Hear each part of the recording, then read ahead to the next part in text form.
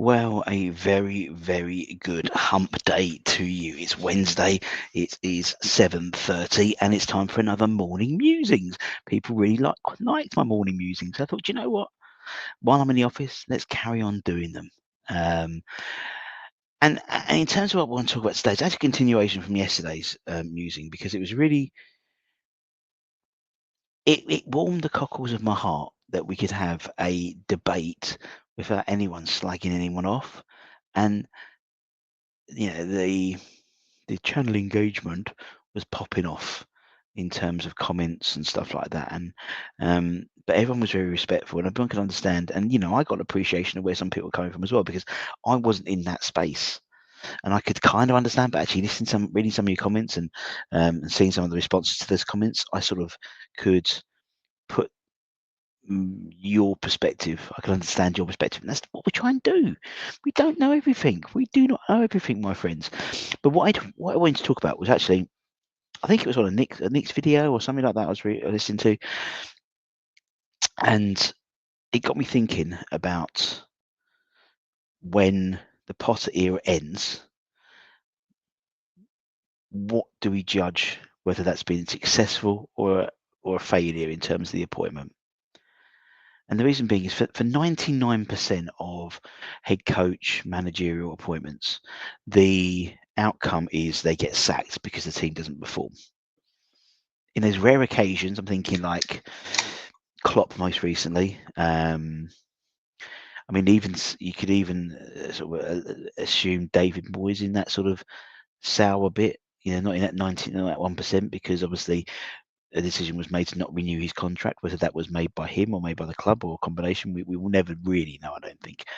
Although he did claim that it was taken off the table, but was it really? Or anyway, someone like Jurgen Klopp leaves the appointment when Liverpool were in the ascendancy, and in essence this year Arne Slot's come on and taken it on and kept that trajectory going, and obviously they'll be winning the Premier League, and I'll probably talk about that maybe tomorrow or Friday's musings. But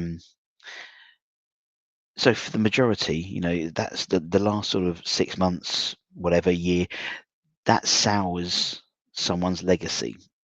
And indeed, that's one of the issues I had with the David Moyes legacy. For me, if he'd left when he'd won the cup, it wouldn't have been soured.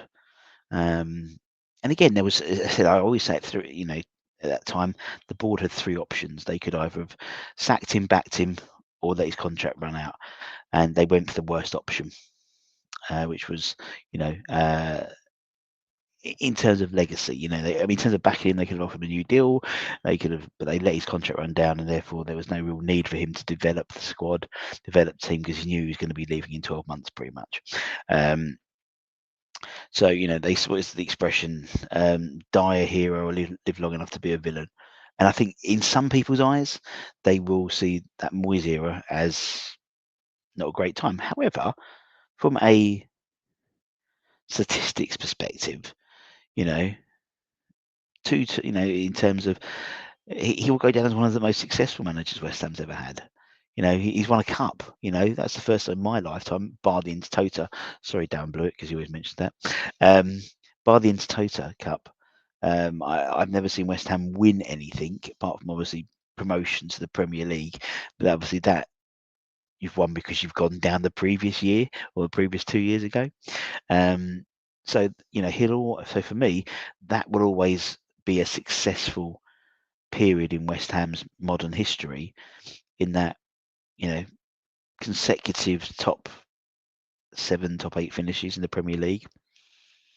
That's never happened. It might happen under Redknapp era, but they finished 5th. But I think it's down. But the second series, it's 5th and 7th. That was on the road, I think, wasn't it?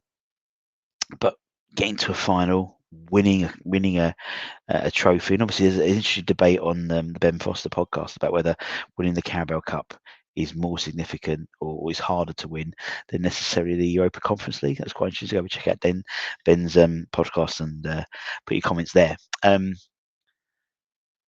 But so for me, that will always be this. And some of my greatest ever nights have been because of a David Moyes led side. You've got Prague, Sevilla.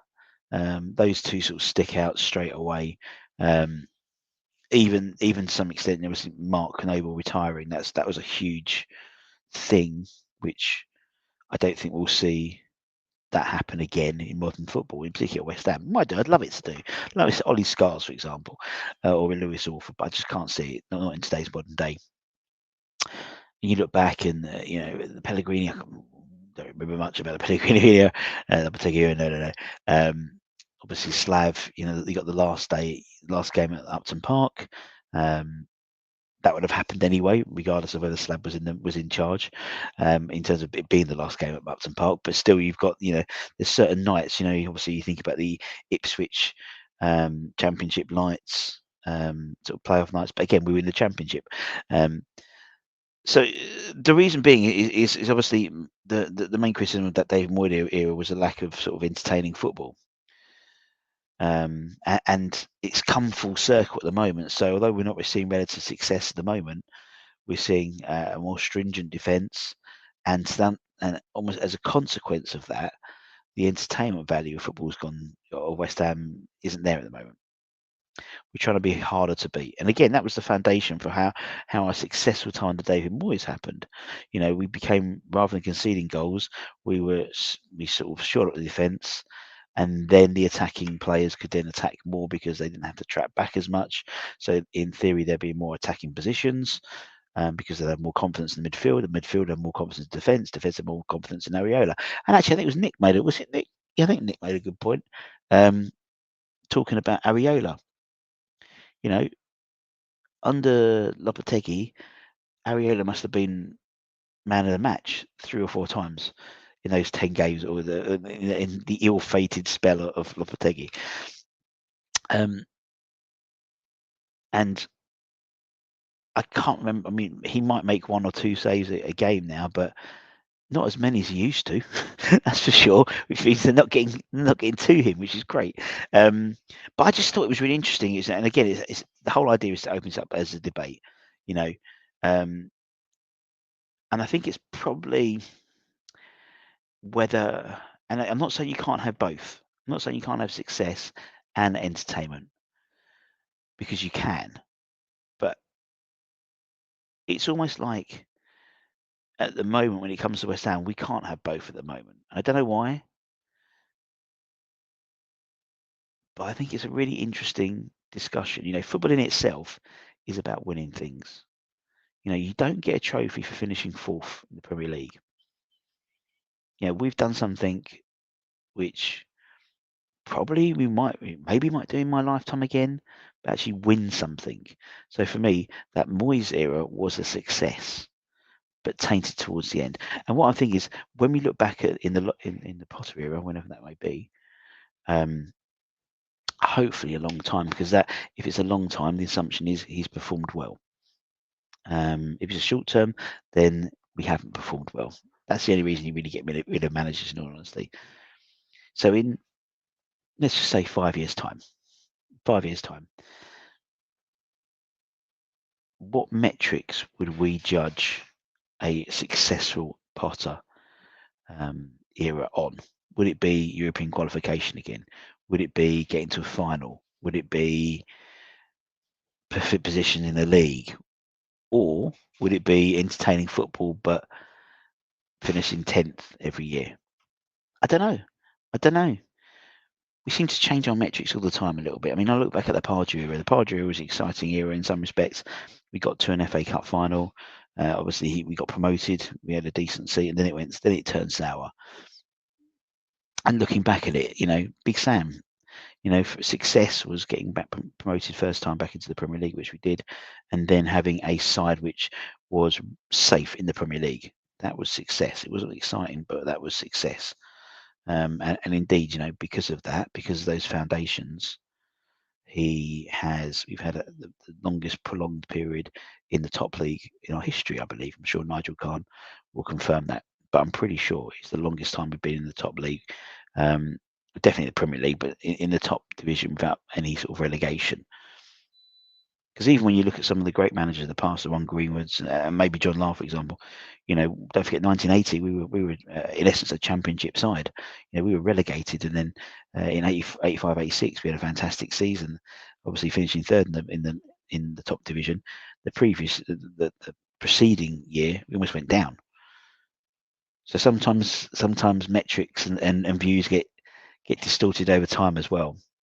But what would be your metric for success for Graham Potter when we look back at, in 10 years' time, for example, hypothetically speaking, would it be the fact that he's, success to part, for him to be seen as a successful manager / head coach, he would have to get us back into Europe, or he would have to deliver a cup, or he would have to establish ourselves in 3 consecutive top 10 Premier League finishes? Let me know in the comments below. I'm loving these musings. I'm loving the debate. I'm loving the ability to everyone just have a platform, a forum to debate and not be criticised and not be dug out. I mean, there's going to be back and forth. There's going to be, we're all passionate people. But let me know what you think, because I'll be fascinated to read it, and it's great from a train journey home going through all the comments and stuff. But yeah, thanks guys. Also, keep an eye tomorrow. Tonight we probably have Wednesday, so we'll have Budgie and Kieran on doing the old school hammers. Might have Jamie on as well, because no Champions League football. He's a busy man when he comes to the Champions League, working with the Champions League guys. So he may be on tonight as well. And then tomorrow night we should have the Ludic McCloskey Appreciation Night. I'm just waiting for Martin to confirm. But anyway, take care, everyone. Stay safe, stay warm, stay humble, keep the faith. Come on, you bloody irons. Much love. Bye bye.